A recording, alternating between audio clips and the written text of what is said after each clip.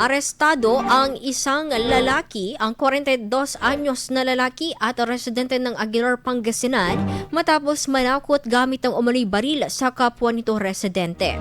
Ayon sa idinulog ng biktima sa tanggapan ng pulisya, nakatayo umano sa labas ng bahay nito ang sospek at saka bumunot ng umano'y baril mula sa bag at saka itinutok sa kanya. Agad umano tumakbo ang biktima sa asawa nito at dumulog sa pulisya upang isangguni ang naturang pangyayari.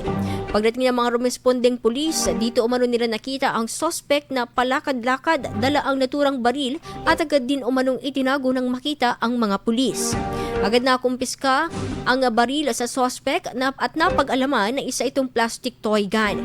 Nakumpiska rin sa sospek ang isang magazine at 4 na live ammunition ng caliber 9mm. Nasa kustodiya na ng Aguilar Municipal Police Station ang suspect na nahaharap sa kasong grave threats at violation ng RA 10591 o ang paglabag din sa COMELEC gun ban. IFM News. IFM News. IFM News.